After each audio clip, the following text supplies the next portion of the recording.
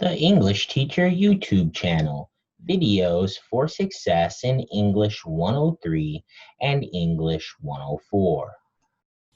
Hey everyone, and welcome back to the English Teacher YouTube channel. I'm here with a quick video to walk us through the art of the ACTs, or an acronym that largely helps us present the information a reader needs to understand about a source before you give them information like a quote, a paraphrase, or a summary.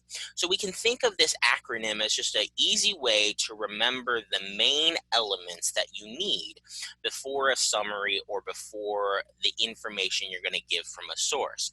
So this is all kind of pre-information to the stuff you really want them to retain. It will help them locate a source. It will help ground them in understanding the source that you're presenting to them. So it's about context. It's about setting that up for them to understand the source a little better. So what are the ACTs? It's a simple way of remembering. A stands for author's full names, C stands for credentials, T stands for title, and then S stands for summary of source, or a source in general. This is connected to the quote sandwich and the 3 I's, which we cover in some later videos, but largely you can think of the ACTs as a way to start off the quote sandwich or the 3 I's, okay? So if we look at an example of this, of the ACTs in action, down on this second page of the handout that's on the screen, we have the beginning of a summary, and that's really where we're going to focus our attention, is right at the beginning. And you'll see how fast the ACTs takes care of getting the context or that groundwork laid to understand the source that you're going to be summarizing, quoting, or paraphrasing from. So we have this one here that says, Holly DeVore, a sociology professor, writes in her essay titled Becoming Members of Society, Learning the Social Meanings of Gender, about how gender is a socially constructed concept. So why do we do this? Well, first we get the author's name right up front, so we know if I go to the Works Cited page, I can find Holly DeVore very easily. Then we've got to give credentials, because credentials are all about making sure that the person we're citing is credible. So in this case, if you're talking about social constructs or societal ideas or gender or something sociology related, then you probably want to refer to a sociology professor.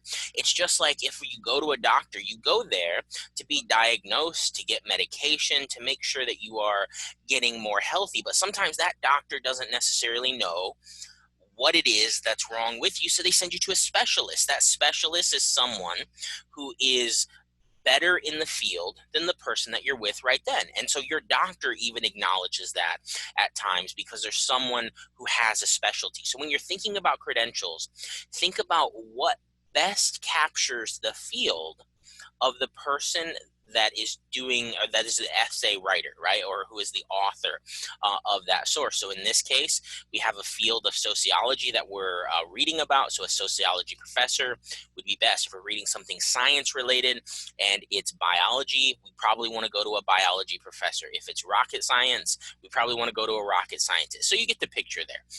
Then you'll notice we have the full title and then the summary. So literally all of this happens in the first line and a half of a summary that you're giving. Okay, so largely I've run through the ACTs, the tips that you want to make sure. We do have the tips at the bottom of this that you can take a peek at.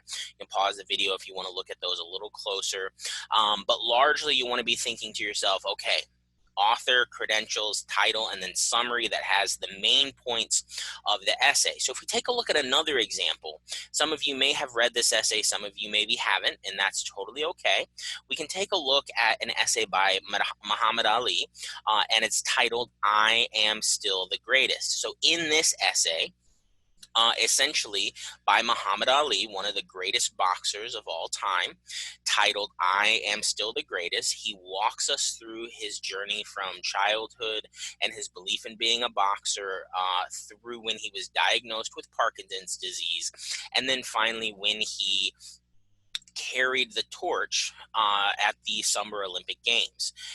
And largely, he came to realize that even though he was diagnosed with this disease, he still was not defeated and he still was the greatest. What you'll notice is that I've just summarized this essay for you in a matter of seconds.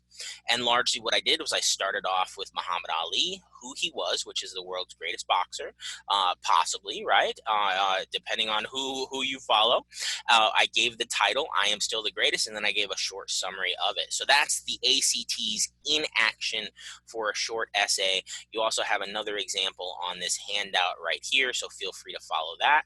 And of course, if you have any questions, make sure that you email your instructor, make sure that you chat with them, and figure out how you can best get these sources properly integrated into your paper. All right, thanks guys, and take care.